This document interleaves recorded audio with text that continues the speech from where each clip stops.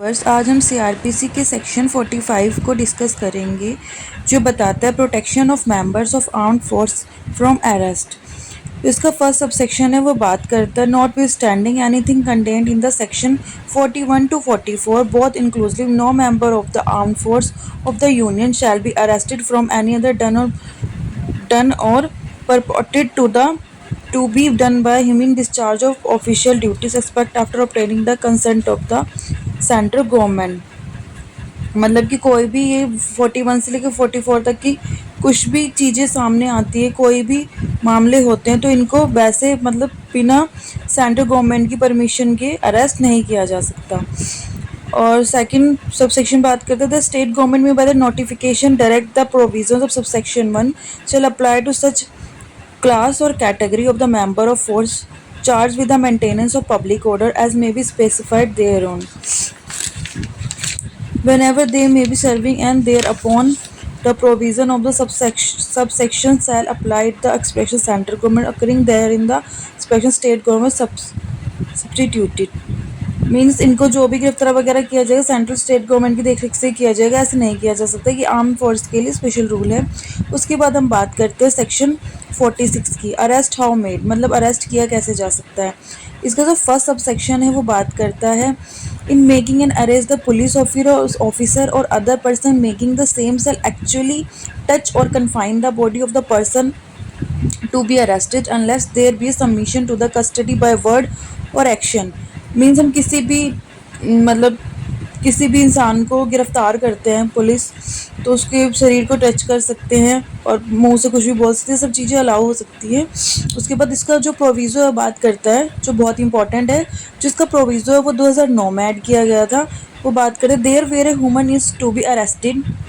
अगर कोई वुमेन को अरेस्ट किया जा रहा है unless the circumstances indicate to the contrary her submission to custody or an oral intimidation of arrest shall be presumed and unless the circumstances otherwise required to unless the police officer is a female the police officer shall not be just the person of the woman for making her arrest।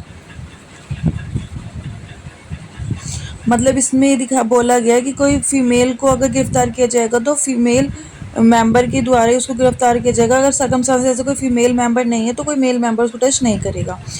उसकी में जो बात करते हैं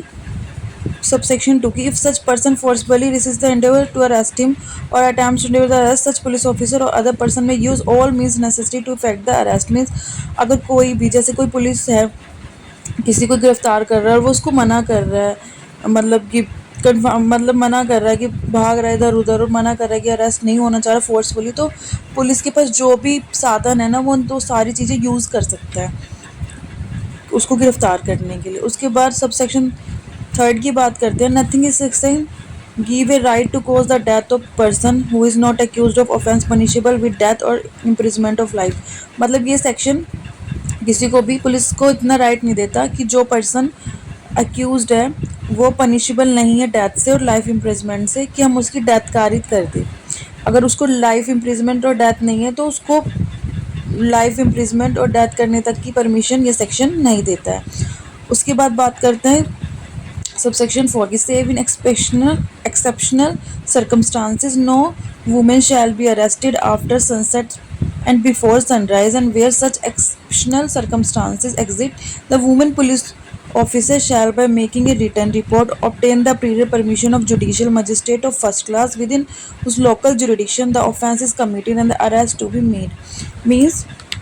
कि किसी की भी वुमेन को आफ्टर सनसेट और बिफोर सनराइज अरेस्ट नहीं किया जाएगा, लेकिन सम एक्सेप्शनल सर्कमस्टांसेस कभी कभी कुछ एक्सेप्शनल सर्कमस्टांसेस हो जाते हैं ऐसे कि हमें गिरफ्तार करना पड़ेगा, तो उस टाइम कैसे गिरफ्तार होगा, तो एक रिटर्न रिपोर्ट बनाएंगे और एक परमिशन लेंगे judicial magistrate of first class से